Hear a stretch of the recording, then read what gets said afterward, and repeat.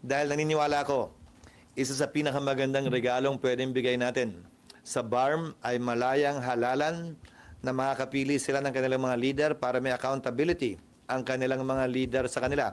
Kaugnayan ng barangay elections. Pinasa ng Senado ang postponement ng barangay elections at tinalaga ang term ng mga barangay officials ng 4 na taon.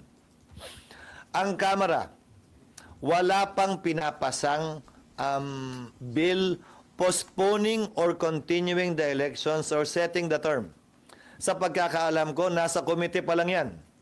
At dahil hindi ito certified bill, imposible na nilang ma-third reading yan at wala na kaming pag-uusapang bill actually para i-bycam. Dahil hindi pa nila nilalabas sa komite. It hasn't even been approved on second reading as far as I know. Much less can it be approved on third reading in the last 3 days of session. Pero pwede pa rin gawin sa 20th Congress kasi sabi ni Senator Amy, technically, wala pang 3 years na nakaupo yung mga incumbent barangay and SK elections. Pwedeng gawin uli yan sa next Congress dahil July 28 naman magre-resume ang next Congress, Disyembre pa yung barangay elections. But with this caveat, pag walang ginawa ang Kongreso, di tuloy. Kailangan may gawin ang Kongreso para ma-postpone.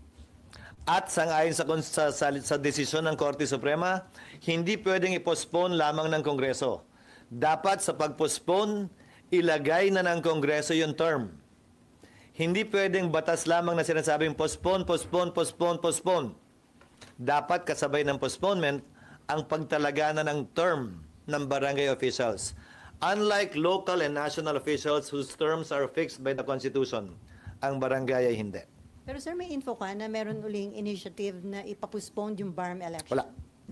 That was not discussed in LEDAC. That was the last time I spoke with members of the administration and the executive presided over by the President. Walang ganong binanggit na intensyon, balakin o plano. October na yon, di ba?